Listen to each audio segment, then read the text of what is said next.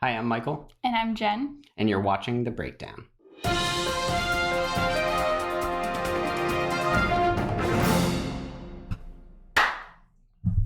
Today we're going to be discussing concerts, when they could make a return, and what they'll look like in the future. This video was partially inspired by the news last week that Emo Night Brooklyn was planning to host a live event indoors in Oklahoma City. When this news broke to the music community, it received tons of backlash from both artists and fans alike who haven't been able to attend events since March of this year.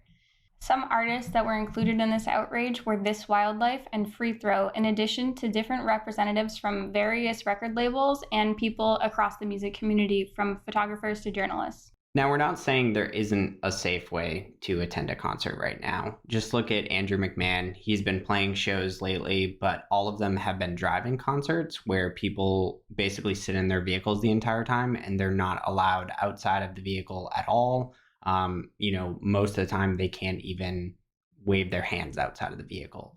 It's that strict.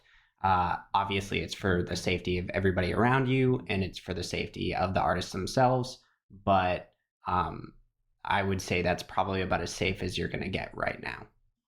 As for why people are so upset with Emo Night Brooklyn, it stems from the fact that their original post said they couldn't wait any longer to play a live show and they were going to play it regardless. While the event restrictions included mask requirements, tons of fans felt like this was an unsafe environment, considering the fact that tons of people would be crammed together in a tiny venue. Emo Night Brooklyn eventually did cancel their event and made an apology statement.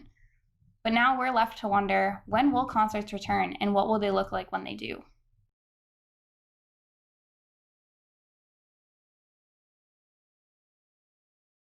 So as two people that both work at multiple venues across the city of Boston, we have pondered this question a lot ourselves, asking when will things return, when will we get our jobs back, and what will shows look like in the future? So to start off, I'm going to ask Mike, do you think that venues are going to be able to enforce mask restrictions when shows returns to help keep patrons and artists safe? I think they'll have to. I think that it will likely become a law until there's a vaccine in place for people, to be completely safe when going out to events. But yeah, I think that venues are likely going to have to strictly enforce those rules for the safety of their business and the safety of anybody attending a concert or any sort of event at that venue. And so you mentioned vaccines. I know in the city of Boston that our mayor has mentioned that he doesn't want any large events to take place until there is a vaccine. Do you believe that that is what will happen and that we won't have concerts until there's a vaccine for coronavirus? It looks like that will likely be the case. I know for Live Nation, they don't plan on opening up House of Blues Boston until next year. They said spring of next year at the earliest. And it looks as though we could be getting close to having a vaccine for the coronavirus. So, I'm not 100% sure when concerts could come back, but I would say potentially at the earliest it could be next year. I mean, I know other countries are already planning their tours in like Europe or something like that for next year. And fortunately for them, they're doing a hell of a lot better than us right now. So I think earliest for the United States could be around springtime next year. And that's if everything goes well. So that's my thoughts, but what are your thoughts about enforcing the mask restrictions? So I am definitely pro-mask. I think that everybody should be wearing one. And if you are not wearing one when you're in public, you're quite frankly an idiot and you're putting yourself as well as everyone around you at risk. But beyond that little tangent, I'm worried that if masks are going to be required at shows in the future, that they're not going to have a way to regulate that. Specifically with people that say that they have medical conditions, or just from working at a couple of venues, I know how difficult it is even to get people to not smoke inside. So, and that's something that's been illegal for forever. So I don't know how they're going to regulate making sure that every single person in the crowd is wearing a mask unless it's more on like the honor system. And considering all of the other illicit things that take place at shows, I can't imagine that people's friends are going to rat them out when they're not wearing a mask. And I know as a bystander, I probably wouldn't want to be someone that's telling an anti-masker to put a mask on, unless I knew I was at like a safe distance, just because of the fact that the virus is airborne. You've seen those crazy videos of people spitting on each other. I wouldn't want to get in the way of that because that seems horrifying and disgusting. And of all the other crazy things that happen at shows, like there would also be the issue of whether you're allowed to drink, because if you're drinking, you'd have to take your mask off. If you're eating, you'd have to take your mask off, like regulating those things. I know like when Disneyland reopened, which it shouldn't have, but that's a whole other thing. They originally were allowing people to drink when they were walking around the park and then had to restrict it to only designated eating areas. So you couldn't just like crack open your water bottle and drink or like stop for a snack anywhere. You'd have to be in a designated spot where you were allowed to take your mask off just for the sake of park employee safety and fellow guests. And so I feel like that's going to be something that they're going to have to take into consideration as well. Mm-hmm. And speaking of the vaccine, I would be worried that people would refuse it. And then how would you know that people are coming to your venue with the vaccine? Like you couldn't be required to get a vaccine to attend a show. Yeah. I don't think that that's legal. And there's also the whole point of anti-vaxxers, which ironically overlap a lot with anti-maskers. So I just feel like it would be a mess, but I do think that it should be something that happens. I think there's a possibility of doing it in a safe way, but there's plenty of risks involved. And I would say that it should be a one and done type thing. No 3 strikes and you're out. Like if somebody shows up without a mask, you're not coming in without a mask. Or if somebody takes off their mask during a show, then you're out. It's not a warning or anything like that. I mean, this virus is deadly. So, I mean, putting other people at risk and giving people warnings is not fair to anybody else that's around them. So, like I said, they have to be pretty strict about it if they want to, ensure the safety of their employees as well as their business and the artists themselves. So, I mean, they have to do whatever's necessary to make sure that happens. Because at the end of the day, that's all that matters, is that everybody's staying safe.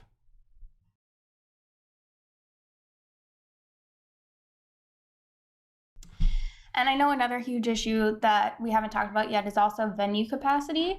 I know with a lot of the outside shows that hasn't been much of an issue, but it was brought up with the Emo Night event because it was going to be taking place indoors. So the question is, how many people are they going to allow in? What's the actual venue capacity? Is it reasonable to expect that everybody's going to be keeping a 6 or 10 foot distance between each other? Which, for the record, it's not, especially not at a show where people are going to be dancing and want to be as close to the stage as possible, even though Emo Night is just DJs. And while this may sound like we're just being incredibly harsh on Emo Night Brooklyn, that's not the case. There are other shows that also took place that shouldn't have, including the Chainsmokers, which held a very large event in LA where tons of people were crowded together in large groups, not wearing masks, and posted all over the internet.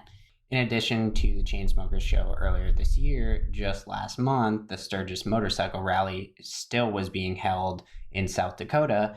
Trapt and Smash Mouth were playing there, and it brought thousands and thousands of people into the rally. It is now being said that over 260,000 new cases of coronavirus can be traced back to that rally. So while you may want to see your favorite band or get outside, trust us, we all want to. We are all feeling the same way, but it's not currently worth it when you're putting yourselves and other people's lives at risk. Now, bringing up the capacity issue, do you think that when shows do come back, artists will be forced to play at a limited capacity venue? I think that will likely be the case. I also believe that this could be a transitioning point for a lot of concerts. Obviously, playing outdoors isn't always the best case scenario, and obviously the weather doesn't permit it all the time. But I mean, looking at shows, like I mentioned earlier, Andrew McMahon playing outdoors and doing drive-in shows, and everybody was safe, staying within their vehicles at obviously a reduced capacity. And there's many other factors that go into having an outdoor show. Like you have to have all the stage hands and people setting it up. And I mean, it's much more difficult than just having the stage at an indoor venue and having people show up. But I think that there will likely be a reduced capacity by a significant amount to ensure that people are staying as safe as possible and socially distancing and just, wearing their masks and doing everything properly. I don't think that venues will ever, I shouldn't say ever, but they will likely not reach full capacity for could be a couple years. And I hate to say that, but uh, again, the safety of anybody attending events and the safety of all the workers involved with putting on an event, as well as the artists themselves, are top priority. So I'd like to ask you the same question as well. But how do you feel about venue capacity? Do you think that venues will likely do what I think they're going to do and reduce the capacity, or do you think that they might take a different route?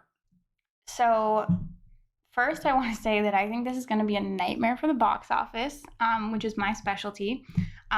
Restricting areas and setting up new tickets for different areas is going to be a nightmare. So, I can't wait. I actually really can't wait. I hope I get my job back. But anyway, I think that it's going to be required to make sure that people are able to keep distance from each other. While somewhat, I hope that people will be able to self-regulate. I'm also wondering if venues are going to implement any different, sort of barriers or seating. I know that they host a lot of different events that sometimes the artists will request that it's an all-seated event. Like if you go to TD Garden and see a huge artist, they put seats out on the floor. And I'm wondering if that's going to start transcending down to smaller venues, and different artists are going to do that as a way of regulating how many people can be where. And then also the venue can regulate how far apart every section is. And I know that one outdoor event, I believe it was Sam Fender in the UK did this, where they made little social distance blocks where people were kind of blocked in by bike racks on their own little platforms that I believe they only allowed 6 people in at a time. And so that was a way for them to space people out while also leaving an aisle for anyone to be going to the bathroom or whatever.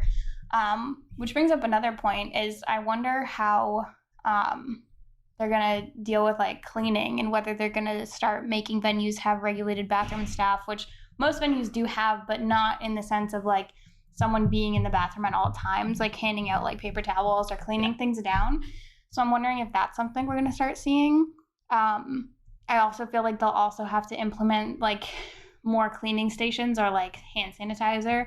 I know that some venues were starting to do that before the pandemic. They had hand sanitizer kind of spread out everywhere to make sure that people coming in and out during the last few weeks weren't sick, or if they were, that they were able to wash their hands quickly. Mm-hmm. Even though that's not the most effective way of washing your hands, you should always use soap and warm water. So I'm assuming that that's also going to be a huge factor, which is going to be another bigger cost to venues, because they're going to have to pay for more staff to set up longer. They're going to have to pay for a bunch of new cleaning products and more staff to monitor cleaning, mm-hmm.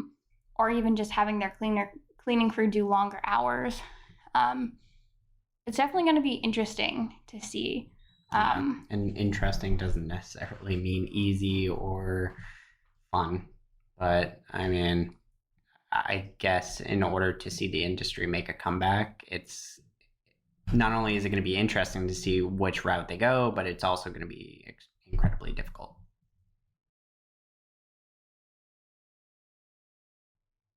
So I guess my final question is, do you think that when concerts return, you're going to feel comfortable as a patron attending a show if there aren't all of those safety precautions?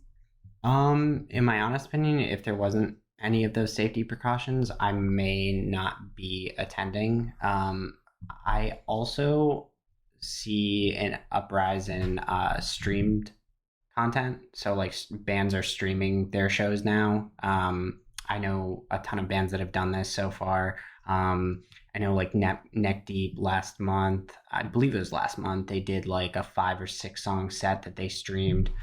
Stream All Distortions Are Intentional by Neck Deep. So there has been plenty of shows that have been streamed content for people to watch online, but then that kind of poses the problem.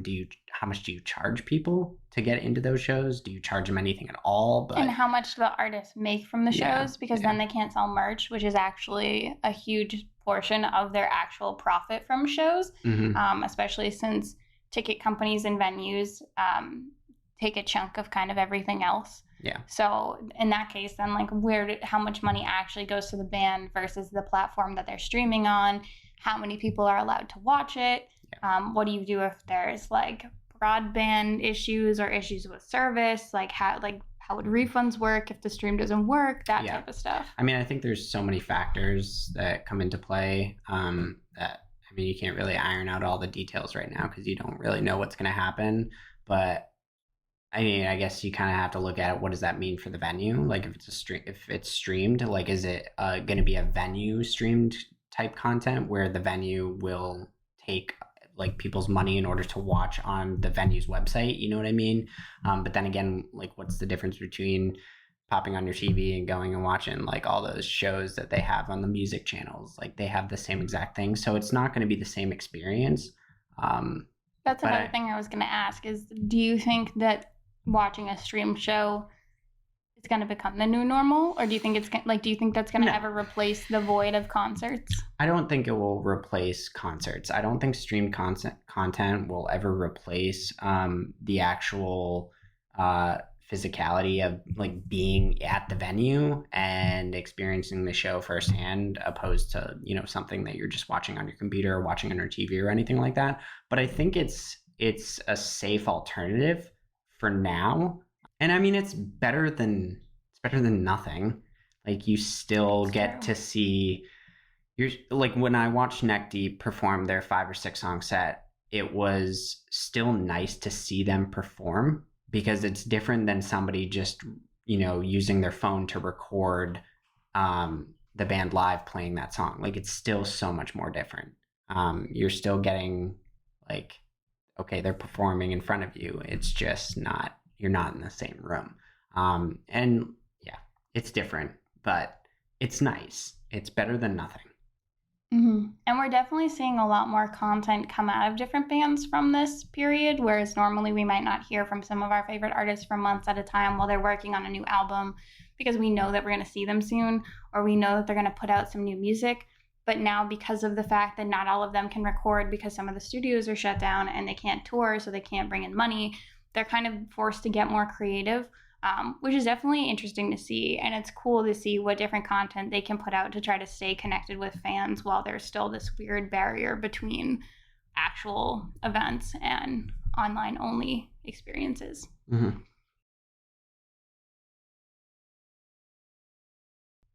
My actual final question for you is, what band are you most excited to see live when live music returns? That's a tough one. Honestly, the band that I really wanted to see, and I don't think they made their way to New England before the pandemic. Like, I think they played shows around here, but when I first started getting into them, the Knox, for sure. I think they have a residency in Vegas, so I know they play a lot of shows out there, and I'm not sure if they do too much touring. I mean, they don't do like a every state type tour. They've done smaller tours, but I would have loved to see them before this. And now, as I listen to more and more of their music, I'd love to see them as soon as possible after this is all over. But who knows? Also, Sophie Tucker. I mean, Sophie Tucker has done streamed content on their Facebook since the pandemic started, like every single day. And you were supposed to see Sophie Tucker in April. Exactly. I was supposed to see them live. But yeah, they've done streamed like DJ sets on their Facebook page, like pretty much every single day. So, I mean, they're always performing, but I would love to see them live. Again, it's a different experience. So, you can watch them all day long on your computer, but it's different to actually like be there and be in the same room as them. So, what about you though? What is the band that you really want to see first or most excited to see when concerts do make a I think the concert that hurt the most, cancellation wise, was probably Sad Summer. But the singular band that I want to see the most is Neck Deep. We had tickets for their show, which was supposed to be in December for their All Distortions Are Intentional headlining tour, and they still have yet to cancel it or really announce the changes. So, and I know it's going to be postponed or canceled, but I am dying to see them live again. I've only seen them live a couple of times, and the most recent time was when they opened for Blink-182 last year, which was a short set. So I'm dying to see them headline again. I think before that we saw them at Worcester Palladium, and that was it. Yeah. So I'm hoping that 2021 gives me more Neck Deep. You know who I would have loved to see? Good, as you can tell by the fact we're both wearing Neck Deep merch. You know who I would have loved to see too? I don't know how, but they found me. Well, okay, that's another one. Wasn't thinking about that one. But yes, I don't know how, but they found me. Also, Hayley Williams. Oh, yeah. Yeah, she's a fantastic performer, and pedals for that one hurts. That one really hurts. Yeah, it does. But hopefully we'll have concerts back soon enough. Not like we don't have them now, but unfortunately we just need safety precautions in place in order to maintain the safety of everybody that's attending them or performing at them or working them. Regardless of what it is, everybody needs to try to remain as safe as possible. That's what it really comes down to. So mask up, get a flu shot, drink your orange juice, and stay safe. We'll see you next time on The Breakdown. Hi, I'm Michael. And I'm Jen. And try it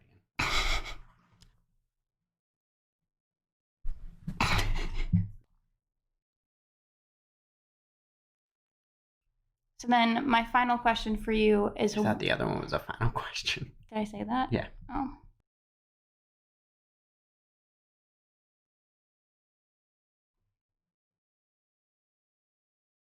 To be hosting on September 11th.